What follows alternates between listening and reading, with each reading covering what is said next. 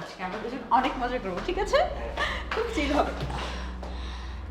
Madam, কিছু মনে করেন না, এই ছেলেটারা তো চিনতেছি না, এই ছেলেটা হঠাৎ আপনার সাথে? এই ছেলেটা কে মানে?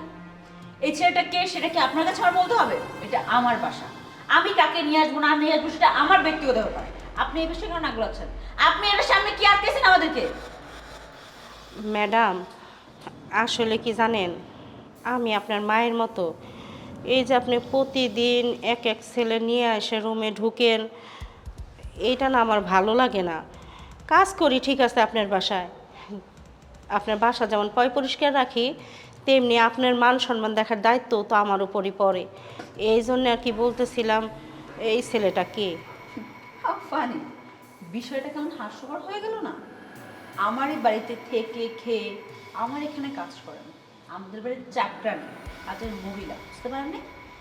কাজের মানুষ হয়ে বাড়ির মালকিনের সাথে এইভাবে কথা বলেন, খুব সাহস হয়ে গেছে, তাই না? আসলে সমস্যাটা আপনার না, সমস্যাটা হচ্ছে আমার। আমি আপনাকে লাই দিয়ে দিয়ে একদম মাথায় তুলে ফেলছি। আর যদি আমার পার্সোনাল বিষয়ে নাক গলাতে আসেন, তাহলে কিন্তু এই বাড়িতে আপনার বেশি দিন হাত জুটবে না। একদম ঘরটার মধ্যে ধরে ধাক্কা দিয়ে বের করে দেবো, বুঝতে পারছেন কথা? ম্যাডাম, সব ঠিক আছে, কিন্তু আমি তো আপনার ভালো চাই, আর আপনার আমি আমার মাইয়ার মতোই দেখি। এই জন্যেই তো বারবার নিষেধ করি যে ম্যাডাম, ভালো ছেলে দেখে একটা বিয়ে করেন। কিন্তু এরকম প্রত্যেক দিন এক একজন এক এক ছেলে রুমে ঢুকলে আশেপাশের লোকজন খারাপ কয়, আমার নানান কথা জিজ্ঞেস করে। এই জন্যেই তো আমি এই মহিলা, একদম চুপ। আপনি কি বলতেছেন? আপনি আপনার মালিকের সাথে কথা বলতেছেন, মালিকের সাথে কিভাবে কথা বলতে হয় সেটা এখনো আপনার শেখা হয়নি। ছোট লোকের বাচ্চা কোথাকার। আমাদের এই বাড়িতে যা খুশি আমরা তাই করব। তোর কাজ হচ্ছে কাজ করা, তুই কাজ করবি। আহা, এত রাগারাগি করো, বিষয়টা আমি দেখতেছি। চলো ভেতরে চলো। দাঁড়াও, এই যে আপনাকে একটা কথা বলে যাই, এটা আমার বাড়ি, আমার যা ইচ্ছে আমি তাই করবো। আশেপাশে মানুষকে কি বললো না বললো সেটা তো আমার দেখার দরকার নাই, কারণ কেউ আমাকে একটা বেলা এসে খাওয়াই দেওয়া যায় না। আমি নিজের উপার্জনের টাকায় নিজে চলি, ইভেন আপনাকেও চালাচ্ছি এখন, বুঝতে পারছেন? নেক্সট টাইম আমার বিষয় যদি আপনি নাক গলান, তাহলে তো বলেছি এই বাড়ির ভাত আপনার কপাল থেকে উঠে যাবে। শোনা, চলো। কারো কোনো কিছু ভালো বলতেও নাই, বললেই দোষ। ভাইয়া তোমার কি পাও ব্যথা করতেছে না? 1 ঘন্টা ধরে দেখতেছি এবার পাইচারি করছো, সমস্যা কি তোমার? এই যে বাদ আছে। আমার তো এই পাইচারি করেই থাকতে হবে সারাটা জীবন। আমার তো মনে হয় এই অফিসের চাকরি বাকরি ছেড়ে আমি চৌকিদারের চাকরি নিই, যাতে সারা রাত পাহারা দিতে পারি। আর বিয়ে শাদী আমার কপালে নেই। সারা জীবন আমি পছন্দ করব, আর সারা জীবন শুধু ক্যান্সেল ক্যান্সেল ক্যান্সেল। খুব ভালো হয়েছে, খুব। তোমার যাত্রা পালা আসছে মতোই লাগছে।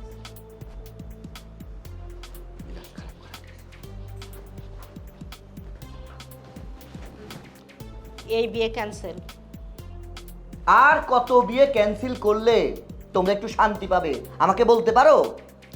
আচ্ছা, ক্যান্সেল হলে ক্যান্সেল করব না?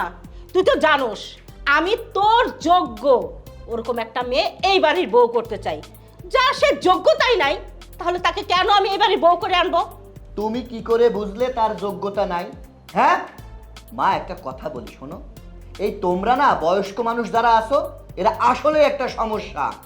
আমি পছন্দ করেছি মেয়েটাকে, আমি তো আর না জেনে শুনে যাকে তাকে এই বাড়ির বউ হিসেবে পছন্দ করব না, তাই না? আমার উপরে একটু ভরসা রাখতে পারো না? এই পুরো সংসারটা আমার কাঁধের উপরে, আর এই সামান্য ভরসাটা নেই? আমার বউ আমি বাছাই করতে পারবো না?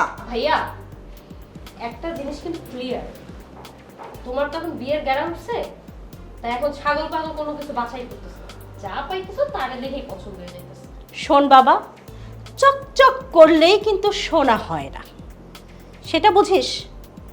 আরে আমি পরীক্ষা করার জন্য তো ওই মেয়ের বাড়িতেই কাজের বেটি সাইজা রইলাম। কি হয়েছে? একবার তো জিজ্ঞেস করলি না যে আমার মা কেন এসব বললো ক্যান্সেল? অবশ্যই তার ভিতর কোনো কারণ আছে, সেটা তো তুমি শুনবা না বাবা। তুমি খালি চিন্তা করো আমার বিয়ে ক্যান্সেল কেন হলো। আরে আমি কি ইচ্ছা করে করি? আমি তো চাই না আমার ছেলে আয় বড় থাক, আমি চাই আমার ছেলে সুন্দর একটা ফুটফুটে বউ এই বাড়িতে নিয়ে আসুক। মা, তোমরা প্রত্যেকটা মেয়ের বাড়িতে যাও, একবার কাজের লোক সাজো, একবার ভিক্ষুক সাজো। তোমাদের এই পরীক্ষা মনে হয় জীবনে শেষ হবে না। মা, তা বলো তো, পরীক্ষা করে কি পেলে? পরীক্ষায় মেয়েটা জিরো পাইছে, মানে ফেল। কেন? কেন 0 পাইলো আর কেন ফেল হইলো এখন সেই কৈফিয়ত আমাকে দিতে হইব। হ্যাঁ, কৈফিয়ত দেওয়ার জন্য আমি এখানে আসছি। শোনো বাবা, সেই মেয়েটা এক এক দিন এক এক ছেলে নিয়ে তার রুমে ঢুকে। আরো কিছু বলবো আমি মা হয়ে? বুঝতে পারছো তার চরিত্র কতটা ফুলের মতো পবিত্র? মা, আমি তো সেটাই বললাম, ভাইয়া এখন ছাগল পাগল যা পাচ্ছে তার দিকেই নজর দিচ্ছে, একবার যাচাই বাছাই করার ট্রাই করতেছে না। মানে একটা প্রস্টিটিউট আমাদের বাড়ির বউ হবে। চুপ থাক, খালি পড়র পড়র করতেই থাকে। মা, তোমার পরীক্ষা করা হয়েছে না? তুমি কি পাইছো? মায়া ভালো না, পুরুষ মানুষ নিয়ে রঙ্গলীলা করে। আর তোমার মায়া কি কইলো? প্রস্টিটিউট। এবার আমি পরীক্ষা করে দেখুম ওই মেয়ে ভালো কি খারাপ। যদি দেখি ভালো, তাহলে এই বাড়িতে আমি বউ করে আনুম। এটাই আমার শেষ কথা। ওর মাথা কি নষ্ট হয়ে গেছে? আরে আমি ওর মা, আমি কি ওর খারাপ চাবো? মা, তুমি বুঝতেছো না, ওর হলো বাদ ভেঙে গেছে, আমি বিয়ে করবো, গেরা উঠছে না, মাথার মধ্যে যা ইচ্ছে তাই দেখাবো। প্রস্টিটিউট বিয়ে করে নিয়ে ঘরে নাকি যা খুশি তাই করুক। হ্যাঁ, কালকে 5 টন মাল শ্রীপুর পাঠায় দিবে, আর টাকার ভাড়াটা পুরাই নিস। ওকে, রাখি। আসসালামু আলাইকুম। ওয়ালাইকুম আসসালাম। বসো বাবা রে। আঙ্কেল, ওই ইভার সাথে একটু দেখা করতে আসলাম। আরে বাবা, তুমি ইবার সাথে দেখা করবে, তুমি আমার কাছ থেকে পারমিশন নিতে হবে? তুমি 2 দিন পরে ইবার জামাই হবে, তুমি ইবার রুমে যাও। যাও বাবা, যাও, রুমে একবারে তোমার জন্য উন্মুক্ত করা আছে, যাও।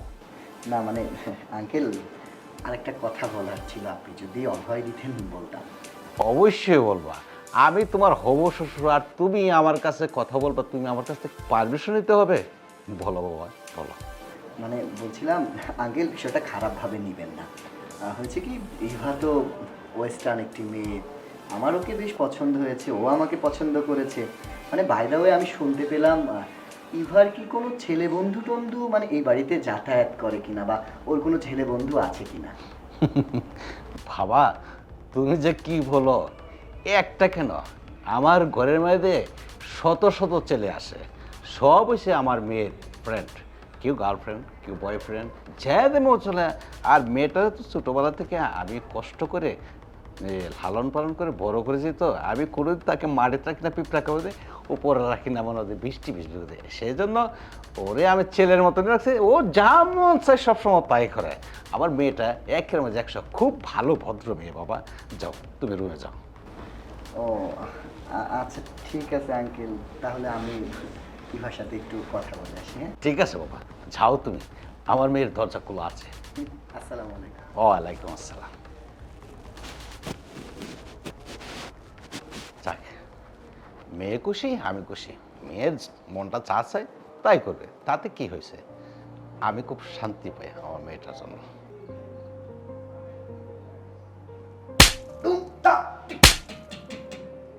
কি ব্যাপার, আমার মেয়েটা চিল্লাপাল্লা করতেছে না? নিশ্চয়ই বিস্তরে কিছু হয়েছে। না, কমপক্ষে মেয়েটাকে বাঁচাইতে হবে। আচ্ছা, আমরা বিয়ে কবে করছি? তুমি যেদিন বলবো সেদিনই বিয়ে করছি। আমাকে বললে তো আমি বলতো এখনই বিয়ে করে ফেলবো। চলো। বাহ বাহ, চমৎকার। ইয়ে তুমি তুমি এখানে? হ্যাঁ, আমি এখানে। আমি যাকে তুমি পছন্দ করেছো, 2 দিন পরে যার বউ হতে চলেছিলে তুমি, সেই মানুষটা আমি। আমাকে চিনতে পারছো না? যে মানে হয়েছে কি, চুপ! আমাকে আর মানে মানে করে বোঝাতে হবে না। আমি ফিডারে দুধ খাই না, আমি সব বুঝি। আমি চোখেটা কি দেখলাম? এই ছেলেটা কে? কে এই ছেলে? এই ছেলে আমার খালাতো ভাই হয়, আমার খালাতো ভাই হয়। মিথ্যা কথা বলিস? তোর খালাতো ভাই, তোর আত্মীয় স্বজন 14 গোষ্ঠীর খবর আমি জানি। তুই সবার ছবি আমাকে পাঠিয়েছিলি, কিন্তু আজকে আমার মা আমাকে কিছুক্ষণ আগে বলল তুই একটা নষ্টা মেয়ে। আমি বিশ্বাস করিনি। মা মানে? তোমার মা কি আবার? আমার বাসায় তো ওরকম কেউ আসেনি, তাহলে তোমাকে কিভাবে বললো? আমাকে কিভাবে বললো? ও হ্যাঁ, আমার মা কিভাবে এই কথা জেনে গেল যে তুই একটা পতিতা, এমনকি আমার বোনও জানে। তাহলে তোকে একটু খুলে বলি, শোন। আজকে এই বাড়িতে একটা কাজের মহিলা এসেছিল। কাজের মহিলা? হ্যাঁ, আমাদের বাসাতেই তো কাজ করে। হ্যাঁ, কিন্তু সে কাজের মহিলা না, সে আমার জন্মদাত্রী মা। শুধুমাত্র আমি সুখী হব কি না হব এটা জানার জন্য একটা ভালো পাত্রী আমার জীবন সঙ্গিনী করবে বলে আমার মা এতদিন ধরে শুধু পরীক্ষা চালিয়েছে। আর আজকে এই পরীক্ষায় ধরা পড়েছে তুমি রাজরানী, প্রতিদিন তোমার 4-5 জন করে দাস লাগে, সেবা দাসিনী লাগে। সকালে একটা ছেলে তোমার বেডরুমে ঢোকে, দুপুরে একটা ছেলে লাগে, আর এই যে এখন এসে তো আমি আরেক রাজপুত্রকে দেখতে পেলাম।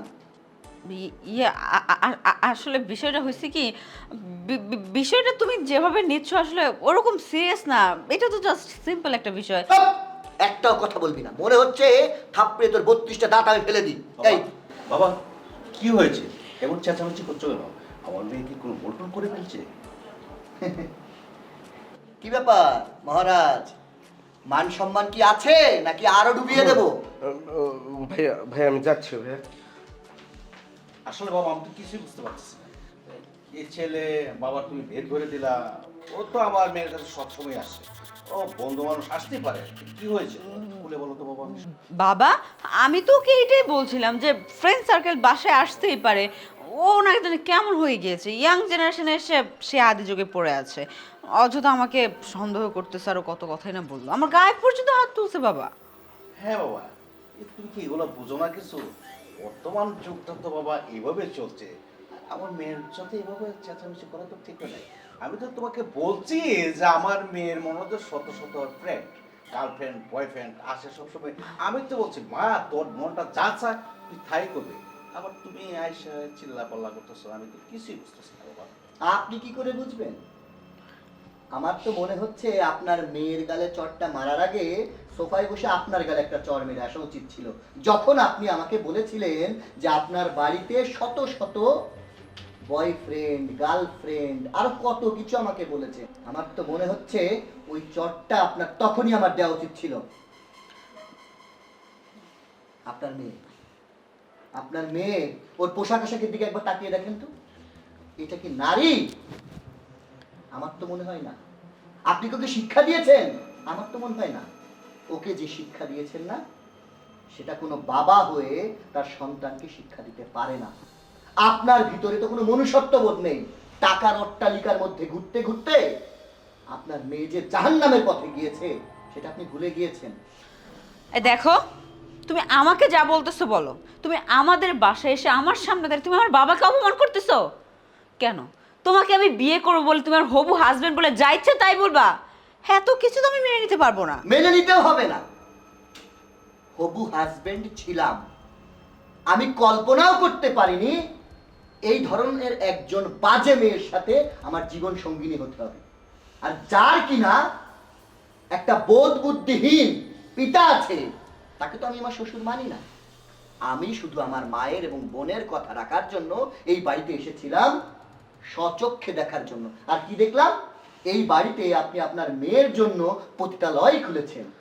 আপনার মেয়েকে দিয়ে আপনি ব্যবসা চালু করুন, আপনার টাকা দরকার, বাণিজ্য দরকার না। আর একটা কথা বলে যাই, আপনার এই মেয়ে না জীবনে কখনো কোনো ঘরে লক্ষ্মী হতে পারবে না, সারাটা জীবন এই অলক্ষ্মী হয়ে থাকবে। আপনার এই মেয়েকে না কোনো ভালো সমাজে, ভালো ঘরের বংশীয় ছেলে বিয়ে করবে না। যদি কেউ বিয়ে করে তাহলে মনে করবেন সে হয় গাঁজাখোর, মদখোর, নয় বাবাখোর। আরে